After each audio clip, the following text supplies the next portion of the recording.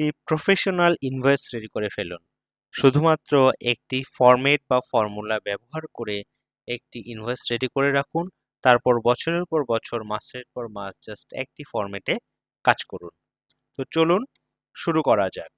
এক্সেলে invoice রেডির জন্য আমরা পাশে একটি শীট ওপেন করে নিব।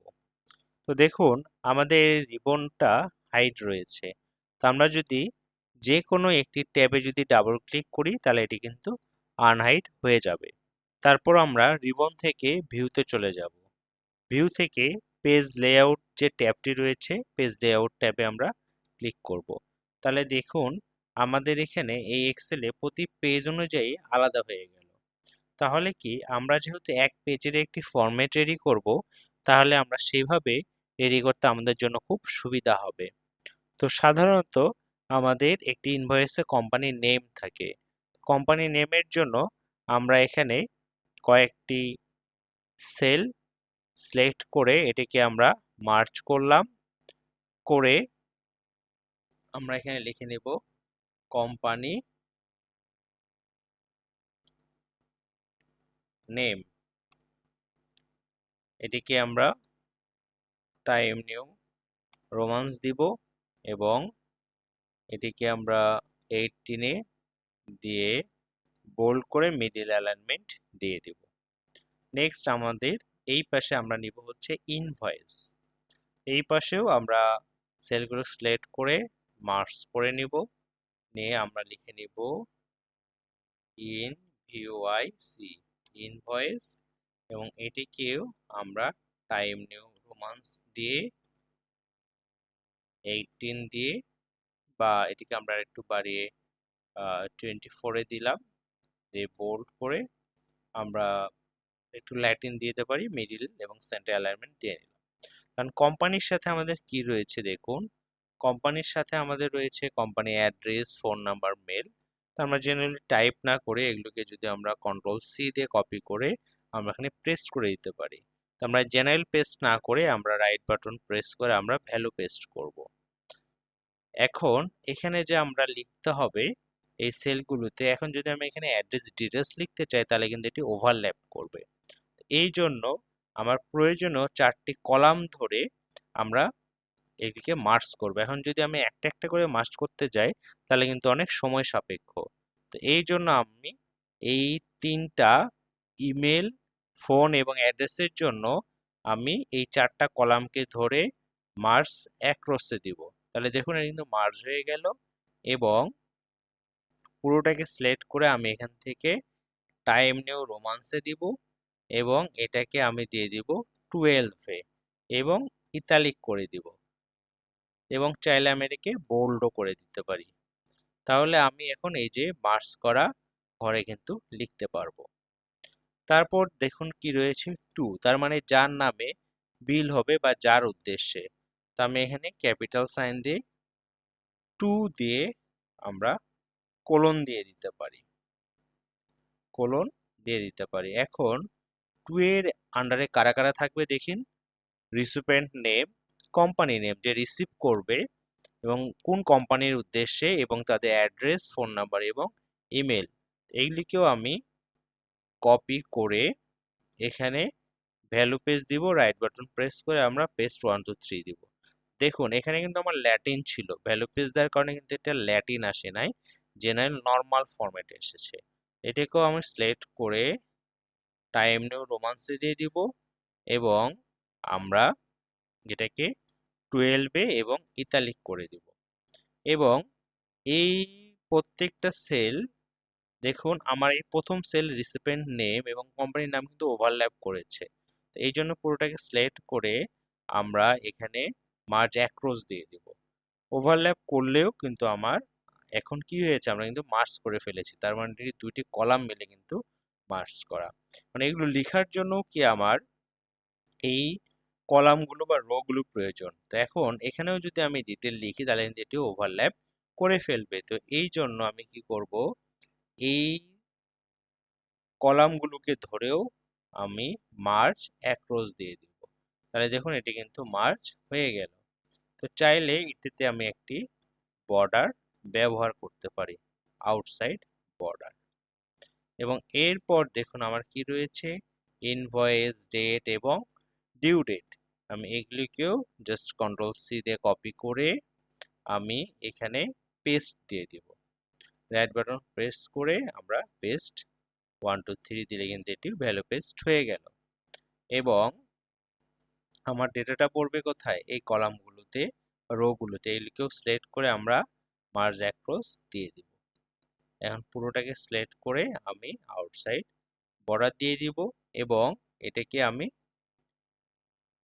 ল্যাটিন দিয়ে এখানে আমি টাইম নিউ রোমান্স এবং এখানে আমি 12 দিয়ে রাখলাম। তাহলে দেখুন ইনভয়েস নাম্বার, তো এগুলোকে আমি একটু ইনভয়েস নাম্বারটাকে একটু বোল্ড করে দিতে পারি। তাহলে ইনভয়েস নাম্বার আমি ধরলাম 100025।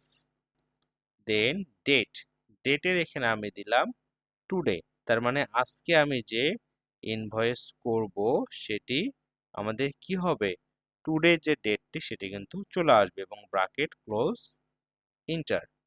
এবং ডিউ ডেট আমি ধরলাম যে 30 দিন, যে কেউ যদি বাকিতে কিনে তাকে 30 দিনের মধ্যে পরিশোধ করতে হবে। তাহলে ডেট প্লাস আমি যদি 30 দেই তাহলে কিন্তু আমি ডিউ ডেটটি পেয়ে যাব। এখন জাস্ট ডেটটাকে সিলেক্ট করে আমার শিফট কন্ট্রোল 3 প্রেস করলে দেখুন জেনারেলি মান্থ সহ কিন্তু আমার ডেটটি চলে এসেছে। এটিকে সিলেক্ট করে আমি কিন্তু মিডিল অ্যালাইনমেন্ট দিয়ে দিতে পারি। তাহলে দেখুন আমাদের কিন্তু মোটামুটি ফার্স্ট পার্টের কাজ ডান। সেকেন্ড পার্টে কি রয়েছে, সেকেন্ড পার্টে কিন্তু আমাদের ডিসক্রিপশন রয়েছে, আমি কি প্রোডাক্ট সেল করব। তো আমি কি করব, এই হেডিংটাকে এখানে কপি করে নিলাম, নিয়ে আমি এই হেডিংয়ে রাইট বাটন প্রেস করে পেস্ট 1 2 3 দিয়ে দিলাম। দিয়ে এটাকেও আমি একটি কালার সাথে সাথে দিয়ে দেই, একটু কালার চুজ করলাম। কালার চুজ করে আমি এটাকে একটু বোল্ড করে দেই, টাইম নিউ রোমান্সে দিয়ে দেই এবং এটিকেও আমি 12 দিয়ে দিলাম।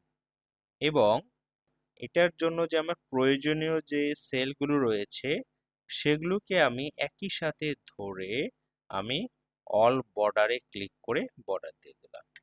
এবং প্রোডাক্ট ডিসক্রিপশনটি আমার কিন্তু মার্জ হয়ে যাবে, কারণ প্রোডাক্টটি এটি মার্জ আকারে আসবে, তো এটাকে মার্জ এবং সেন্টার দিয়ে দিয়েছি। তো আমি এই সেলগুলো কলাম বা রোগুলো কিন্তু মার্জ করবো, এই জন্য পুরোটাকে সিলেক্ট করে আমি মার্জ এবং সেন্টারে গিয়ে যে মার্জ অ্যাক্রস দিয়ে দিলাম, দেখুন সবগুলো কিন্তু আমার মার্জ হয়ে গিয়েছে।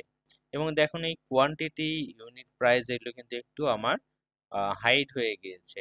তো আমি যদি এই প্রোডাক্ট ডিসক্রিপশনকে একটু যদি টেনে দেই এবং প্রাইসকে যদি একটু বাড়িয়ে কলামগুলো যদি আমি একটু ঠিক করে নেই, তাহলে দেখুন এখন কিন্তু কোয়ান্টিটি এবং আমার ইউনিট প্রাইস কিন্তু ভিজিবিলিটি চলে এসেছে। এবং এখানে আমি যাই লিখবো পুরোটাকে সিলেক্ট করে আমি এখানে ফন্টটাকে টাইম নিউ রোমান্সে রাখবো এবং যা লিখবো সেটি যাতে আমার 12 আসে। এবং এরপর আমি যদি একটু নিচে যাই তাহলে এখানে আমি টোটাল সামটা দরকার, তো এই জন্য আমি এখানে লিখবো সাব টোটাল এবং ভ্যাট, ভ্যাট আমি ধরলাম 15% এবং ডিসকাউন্ট আমি ধরলাম 10% এবং বাকি হচ্ছে আমার গ্র্যান্ড টোটাল। এখন এগুলোকেও আমি একটু পুরোটাকে সিলেক্ট করে অল বর্ডার দিয়ে দিই এবং এটিকেও আমি দিয়ে দেই টাইম নিউ রোমান্স উইথ 12 দিয়ে দিলাম। এবং এগুলোকে আমার দেখুন ওভারল্যাপ হয়ে গেছে, তো এগুলোকেও কি করব, আমি সেম অ্যাজ ধরে মার্জ অ্যাক্রসে দিয়ে দিয়েছি। তো এগুলোকে আমি একটু বোল্ড করে দেই, ওকে। এবং গ্র্যান্ড টোটালটা যেহেতু এখানে আসবে, এটাকে আমি একটু think bottom double border use করতে পারি যাতে বোঝা যায় এটি হচ্ছে টোটাল সাম। তারপর থার্ড পার্টে দেখুন আমাদের কিন্তু কিছু কন্ডিশন রয়েছে। কন্ডিশনগুলো কি, টিমস এবং কন্ডিশন রয়েছে, টিমস এবং কন্ডিশনকেও আমি জাস্ট এখানে একটু কপি করে নিলাম, নিয়ে জাস্ট এখানে ডিরেক্ট রাইট বাটন প্রেস করে ভ্যালু পেস্ট। টিমস এবং কন্ডিশন এটা কিন্তু ওভারল্যাপ হয়ে গেছে, জাস্ট এই কলামটাকে, এই পুরো রোটাকে ধরে আমি কিন্তু মার্জ এবং সেন্টার দিয়ে দিয়েছি। রাইট সাইডে দিয়ে আমি এটাকে একদম রেড করে দেব। টিমস এবং কন্ডিশন এটাকেও রেড করে দেব, এবং এটাও কিন্তু ওভারল্যাপ। এটিকে প্রয়োজন মতো জাস্ট সেলগুলো নিয়ে মার্জ সেন্টার দিয়ে দিলাম, বাস। তারপর দেখুন আমাদের সাইনের একটি কিন্তু অপশন প্রয়োজন। তো সাইনটা আমরা এখানে লিখে নিতে পারি যে প্রিপেয়ার্ড করতেছে তার সাইন, প্রিপেয়ার্ড বাই, দেন একজন চেক করবে চেকড বাই, আর একজন কি করতে হবে রিসিভড করবে রিসিভড বাই। তো এখন আমরা প্রয়োজন মতো সেল নিয়ে সেটাকে আমি মার্জ এন্ড সেন্টার করে দিলাম। তো আমি চাচ্ছি এটা একদম টপ লেভেলে থাকবে এবং রাইট সাইডে লেফটে থাকবে, এবং টাইম নিউ রোমান্স এবং ইতালিক করে দিব, এবং এটার ফন্টটা দিলাম 12, এবং এখানে আমি কিন্তু অল আউটসাইড বর্ডার দিয়ে দিলাম। এখন বাকিগুলো একটা একটা করতে গেলে সময় লাগবে, জাস্ট এটাই যে ফরম্যাট প্রিন্টে গিয়ে আমি যদি জাস্ট মার্ক করে দেই এবং সেম ভাবে ফরম্যাট প্রিন্টে গিয়ে যদি মার্ক করে দেই, তাহলে কিন্তু আমাদের মার্ক হয়ে গেল। এখন আমি চাচ্ছি যে আমি যেই দিন বা যেই টাইমে একজ্যাক্ট ভাউচারটা ইস্যু করতেছি আমি সেই টাইমটাও রাখবো, তাহলে কেমন হয় বলেন তো? তাহলে এই যে ফুটারে ক্লিক করে সেটা মিডিলে রাইটে যেখানে আপনি রাখতে চান, আমি ভাবলাম যে রাইট সাইডে রাখবো। রাইট সাইডে ক্লিক করলে যে ধরনের একটি অপশন পেয়ে যাবেন, এখান থেকে যে কারেন্ট ডেট এবং কারেন্ট টাইম, বাস বাইরে প্রেস করুন, কারেন্ট ডেট এবং টাইম কিন্তু পেয়ে যাবেন। তো এখানে কত 3/6/25 12টা 41। ওকে, আমরা 2 মিনিট পর চেক করব, দেখবেন টাইম কিন্তু কারেন্ট টাইমটা আবার চেঞ্জ হয়ে যাবে। এটা চেক করার আগে আমরা একটু এখানে ফরমেশনের কাজটা করে নেই। তাহলে আমাদের ফরম্যাট ডান, কত পার্সেন্ট? 90% ডান, বাকি 10% কাজ বাকি, কারণ আমরা এখানে ক্যালকুলেশনটা দেখি নাই। তাহলে কি করব, তার আগে আমরা এখানে একটু ডিজাইন করে নিতে পারি।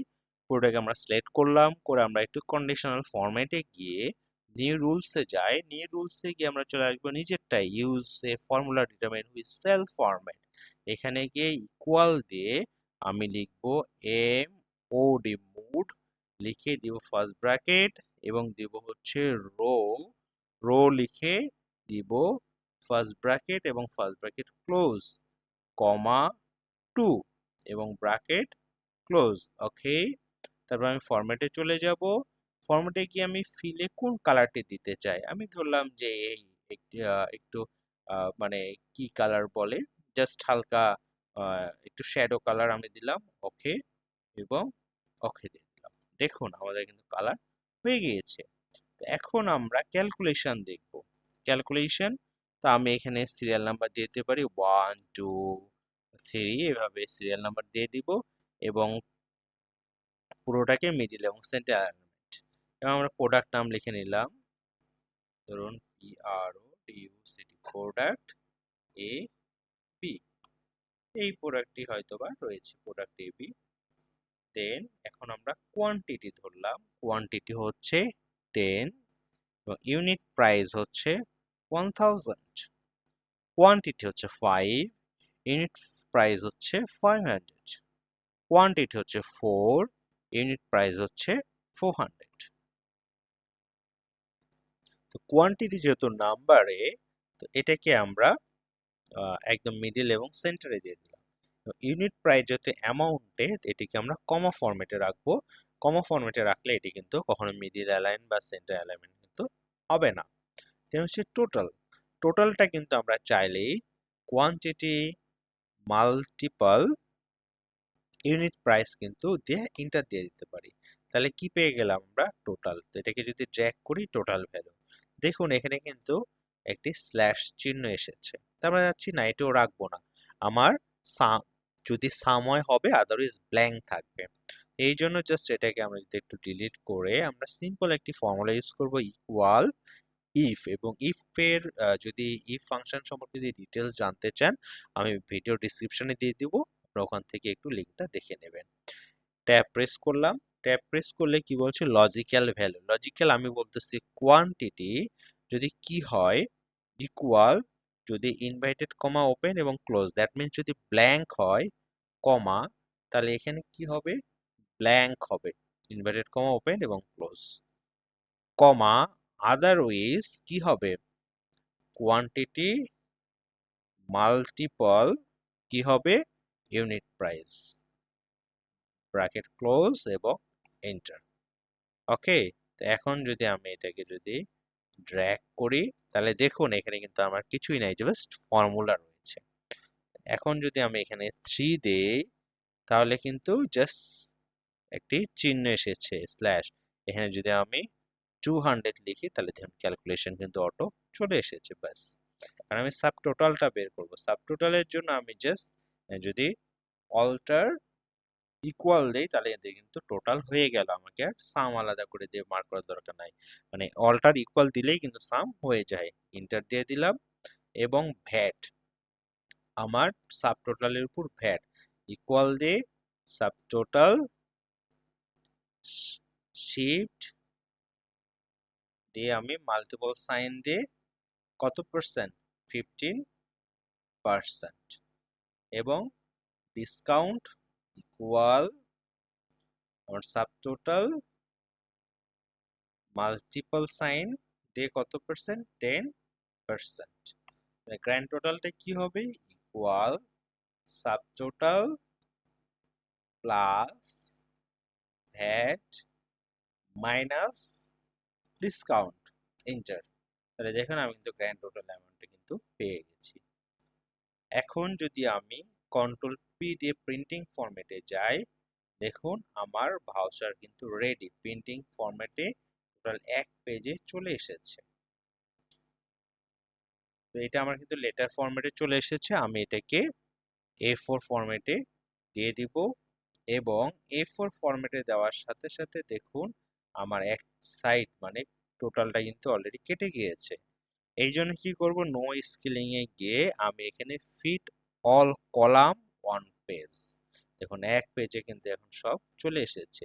এবং এটা যাতে মিডিলে থাকে এই জন্য আমি পেজ সেটআপে গিয়ে যদি মার্জিনে গিয়ে যদি হরিজন্টাল এবং ভার্টিক্যাল দিই দেখুন এটা কিন্তু মিডিলে চলে এসেছে।